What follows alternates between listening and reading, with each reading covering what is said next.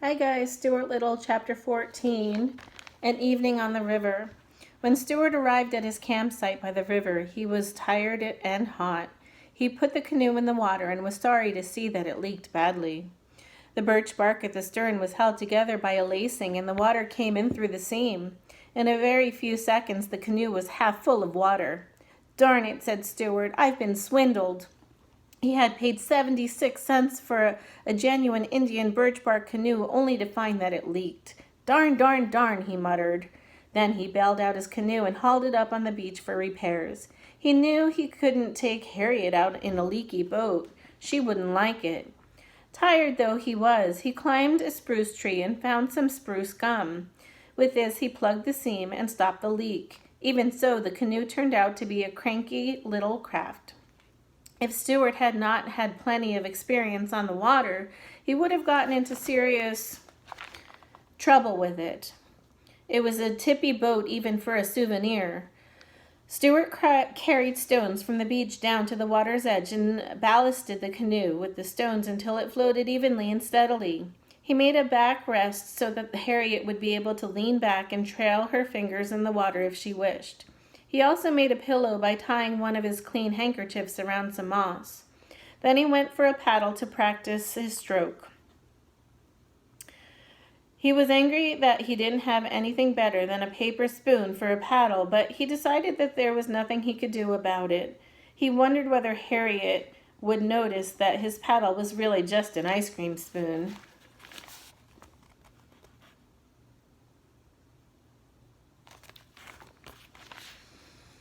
All that afternoon, Stuart worked on the canoe, adjusting ballast, filling seams, and getting everything ship-shape for the morrow. He could think of nothing else but his date with Harriet. At supper time, he took his axe, felled a dandelion, opened a can of deviled ham, and had a light supper of ham and dandelion milk.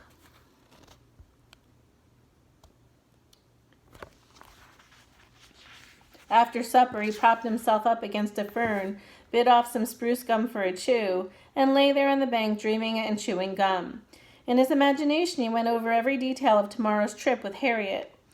With his eyes shut, he seemed to see the whole occasion plainly.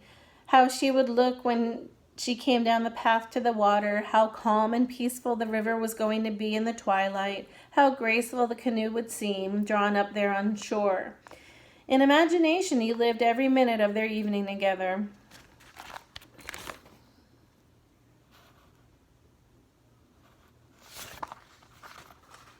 They would paddle to a large water lily pad upstream, and he would invite Harriet to step out on the pad and sit a while.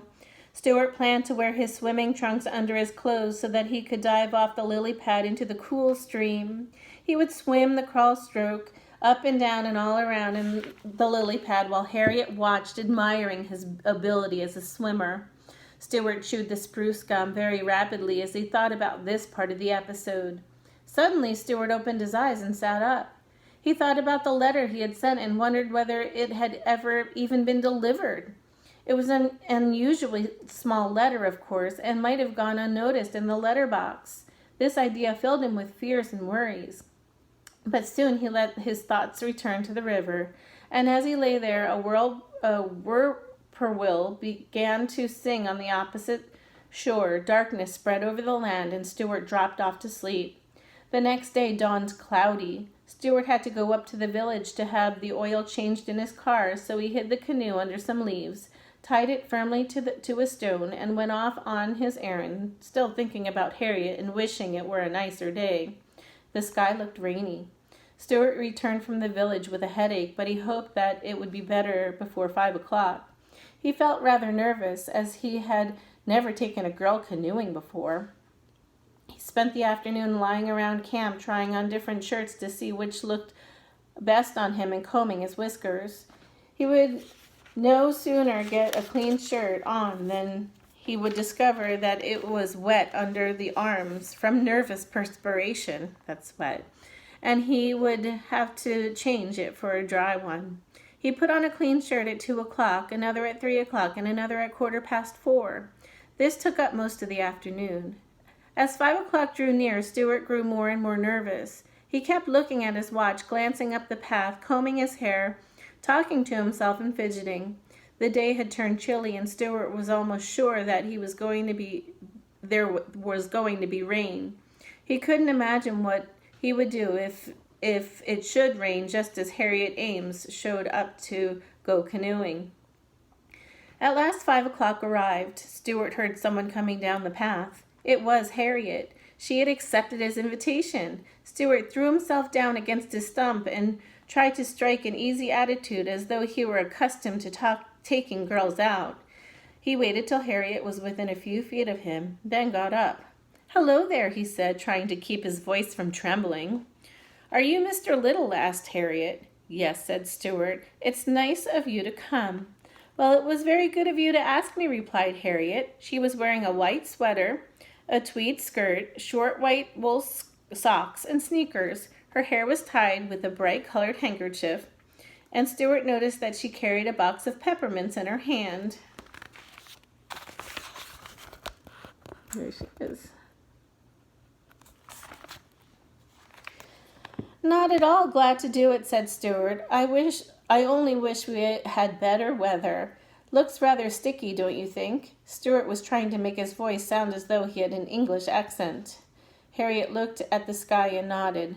"Oh, well," she said, "if it rains, it rains." "Sure," repeated Stuart. "If it rains, it rains. My canoe is a short distance up the shore. May I help you over the rough places in the path?" Stuart was a courteous mouse by nature, but Harriet said she didn't need any help. She was an active girl and not at all inclined to stumble or fall. Stuart led the way to where he had hidden the canoe, and Harriet followed, but when they reached the spot, Stuart was horrified to discover that the canoe was not there. It had disappeared. Stuart's heart sank. He felt like crying. "The canoe is gone," he groaned.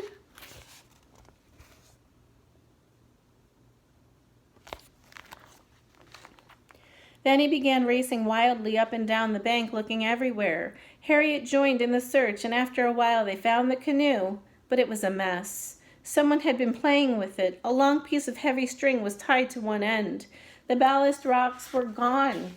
The pillow was gone. The backrest was gone. The spruce gum had come out of the seam. Mud was all over everything, and one of the paddles was all bent and twisted. It was just a mess. It looked just the way a birch bark canoe looks after some big boys are finished playing with it. Stuart was heartbroken. He did not know what to do. He sat down on a twig and buried his head in his hands.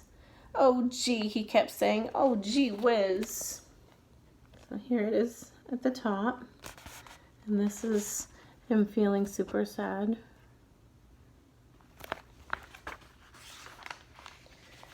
"What's the trouble?" asked Harriet. "Miss Ames," said Stuart in a trembling voice, "I assure you I had everything beautifully arranged, everything, and now look." Harriet was for fixing the canoe up and going out on the river anyway, but Stuart couldn't stand that idea. "It's no use," he said bitterly. "It wouldn't be the same." "The same as what?" asked Harriet. "The same as the way it was going to be, when I was thinking about it yesterday. I'm afraid a woman can't understand these things. Look at that string. It's tied on so tight we could never get it off." "Well," suggested Harriet, "couldn't we just let it hang over in the water and trail along after us?" Stuart looked at her in despair. "Did you ever see an Indian paddling along some quiet, unspoiled river with a big piece of rope dragging astern?" he asked. "We could pretend we were fishing," said Harriet, who didn't realize that some people are fussy about boats. "I don't want to pretend I'm fishing," cried Stuart desperately. "Besides, look at that mud. Look at it." He was screaming now.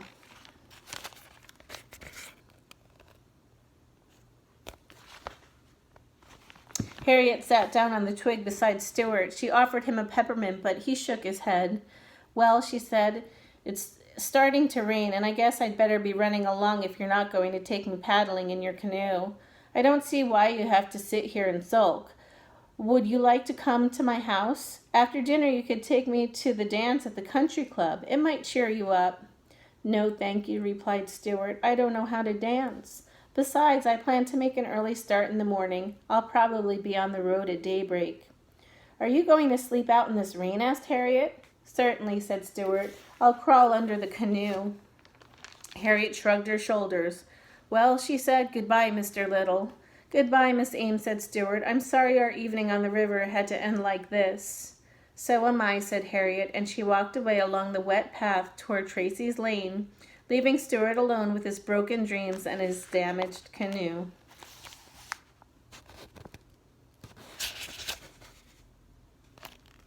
Okay, so that's the end of chapter 14. I'll do a new video for chapter 15.